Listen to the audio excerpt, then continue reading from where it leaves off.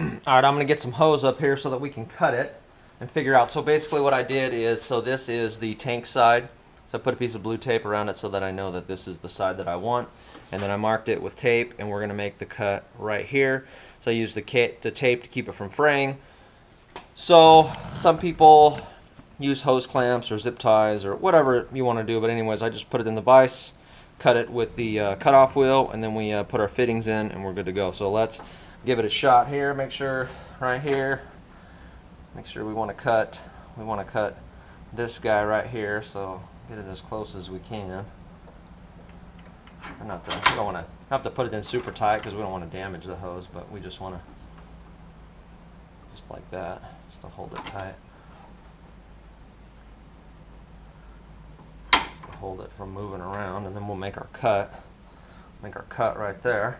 So that ain't going nowhere. So let's do it.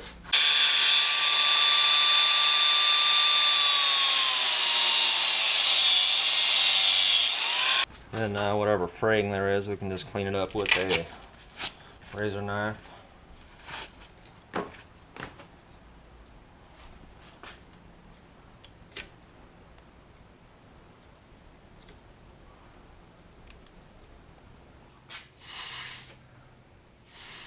Basically on this hose and the other hose, we're going to use, all the hoses actually, we're going to use these fittings. So this is the part number here, 610025. Many ways you can do this. You can buy a special wrench for it or whatever you want to do. I seen on Finnegan's Garage, he like taped his wrenches. These aren't in the engine bay. I'm not going to see them. I don't really care that much.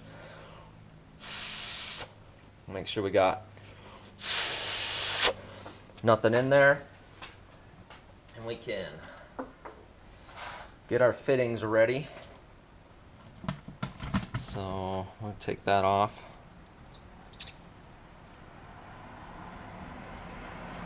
Right there. Alright, so that's what it looks like inside. And then, God, stuff everywhere. But anyway, so we'll set that there. This is what's going to go on the hose, and then this is going to go in here and clamp the hose into it. So let me show you what's going down here.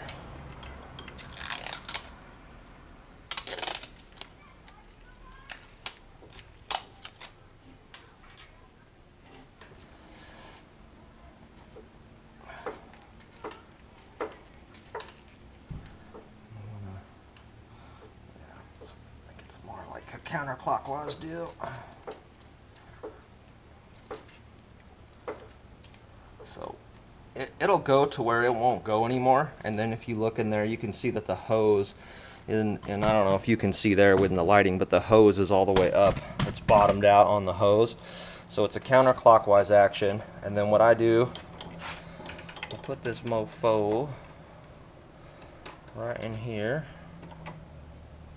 Right.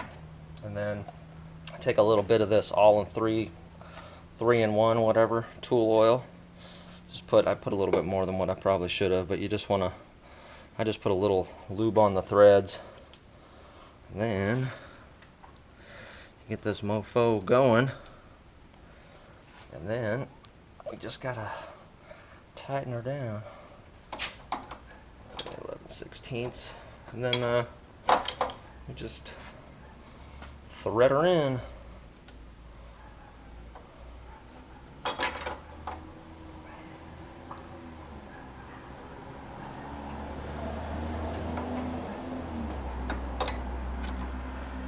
A little more expensive, maybe, than a steel line, but you can form it however you want, and it'll bend easy as far as around corners, and it's easy.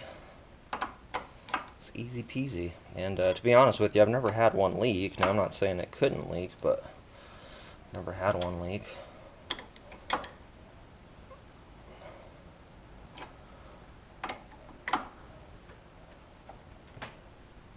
And then that's it. I don't go super tight. I just go, and then there you have it.